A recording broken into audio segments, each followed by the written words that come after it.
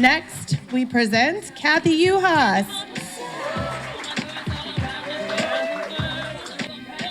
Hello, everybody. I'm Cathy Yuhas, and I'm a death doula. Yeah, so I'm secretly wondering how many people just cringed a little bit just now when you heard that word. And I was going to tell a little joke about how death is the number 2 fear in life, but I thought I'd go straight to the part with how happy I am to be here tonight. This is never in a million years did I ever expect something like this would happen. And in case you're wondering, the number 1 fear in life is public speaking. True story. So most of my life, I've been in the medical field. In fact, this month marks 37 years that I've been an RN. And although I'm a wife and a mother, my whole identity has sort of been tied to nursing. So how did I get here? So it started out with a crisis. Unfortunately, I have to tell a little bit of a sad story before I get to the good part. But towards the end of my career, I was faced with a serious illness. I was in the hospital for 12 days. And while I was there, I took a turn for the worst and had an anaphylactic reaction to a medication.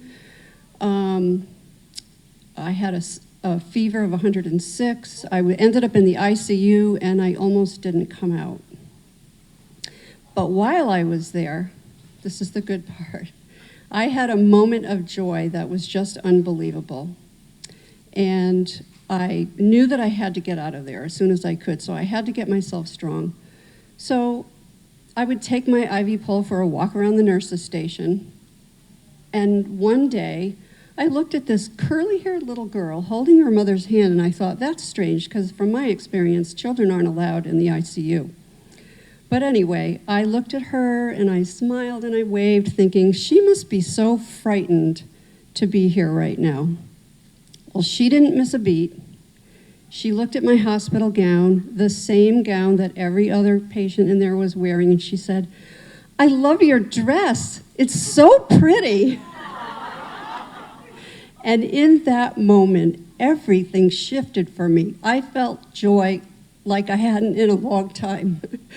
And I knew from that moment that I was going to be okay. So eventually I was discharged. And even though I wasn't even near quite well yet. And a couple days after I got home, I get a call from my employer, and they said, I'm sorry, you're not able to fulfill your per diem status of working 1 day every 6 weeks, so we have to terminate you. So one thing on top of the other. So I did what I had to do. I had a retirement plan. I wasn't quite financially ready to retire yet, but I did have a retirement plan because I had already gotten certified as a death doula. And I put myself out there in the community, pulled myself up by my bootstraps, and I started over. And I also started writing at that point. And as the universe does, it sends you what you need when you need it. And that was publishing joy. So I wrote my first book, and it became an international bestseller, but the point I want to make about it is actually what I learned after writing it.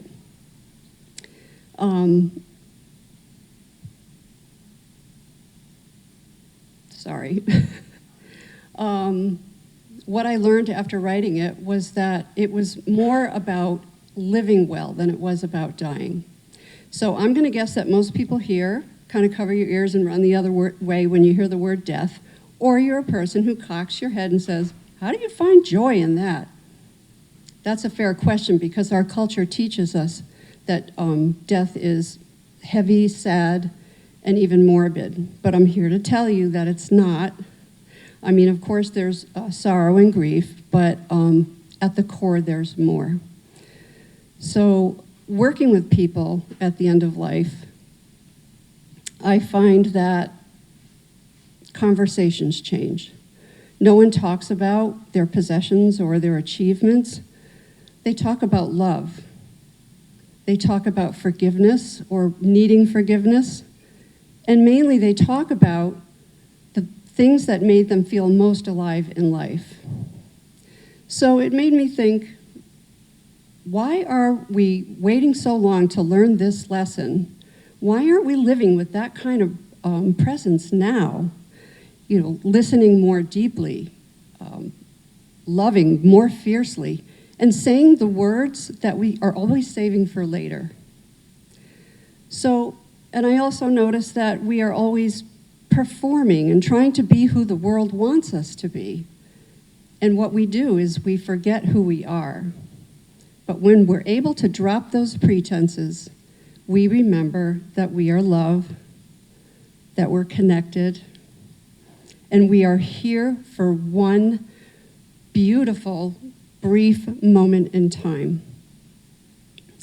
So, and also at end of life, people have taught me that death is not just about loss, but it's also about invitations.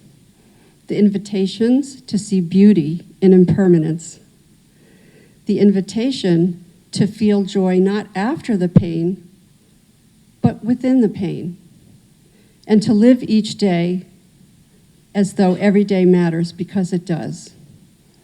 So maybe